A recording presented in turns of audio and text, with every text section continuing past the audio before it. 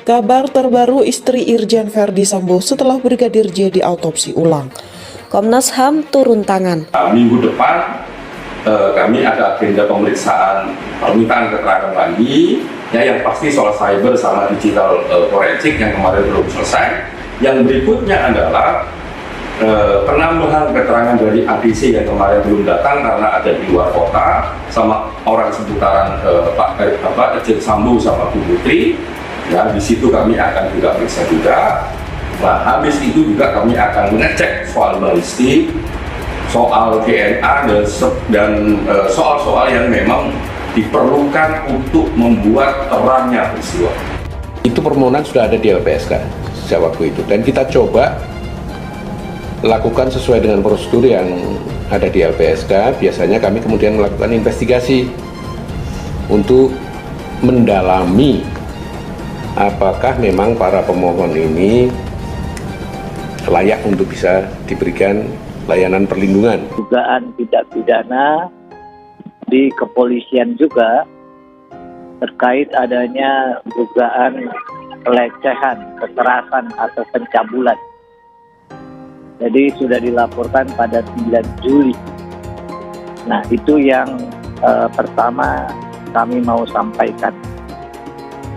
Mengenai kondisi itu saja, ya,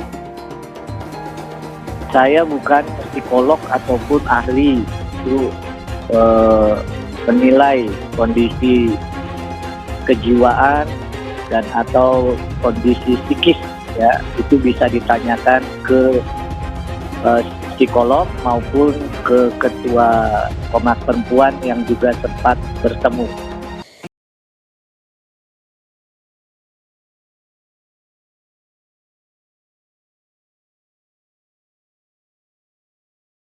Kabar terbaru istri Irjen Verdi Sambo setelah Brigadir J diautopsi ulang.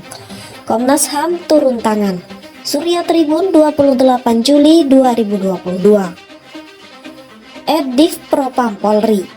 Irjen Verdi Sambo dan istrinya. Simak kabar terbaru istri Irjen Verdi Sambo setelah Brigadir J diautopsi ulang. surya.co.id.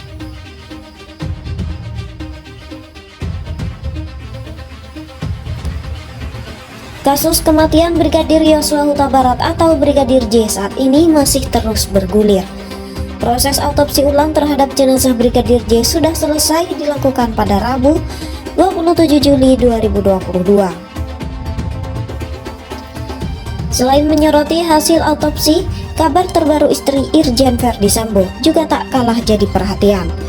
Komnas HAM akan menjadwalkan pemeriksaan istri Irjen Verdi Sambo, Putri Chandrawati. Ini seperti dikatakan Komisioner Komnas HAM Hoirul Anam, Kamis 28 Juli 2022. Pemanggilan istri Irjen Verdi Sambo dilakukan untuk melakukan pemeriksaan terkait kasus baku tembak antara Brigadir J alias Brigadir Yosua dengan Baradae karena pelecehan yang dilakukan Brigadir J pada istri Irjen Verdi Sambo. Setelah semua tahapan proses selesai, kami akan minta keterangan dari Ibu Putri, kata Hoirul Anam di kantor Komnas HAM Menteng, Jakarta Pusat. Saat ini lanjut Hoirul Anam, pihak Komnas HAM sedang menyusun cerita kejadian polisi tembak polisi yang menewaskan Brigadir J. Proses tahapannya itu bagaimana ceritanya, waktunya, dan masih banyak lain juga. Setelah semua sudah selesai, baru kami akan lakukan pemeriksaan terhadap Verdi Sambo dan istri. Anam menyebutkan bahwa agenda pemanggilan pemeriksaan terhadap Irjen Verdi Sambo beserta istri belum bisa dipastikan kapan waktunya. Belum tentu pekan depan juga, tetapi kami sedang persiapkan soal pemeriksaan itu, terang Anam.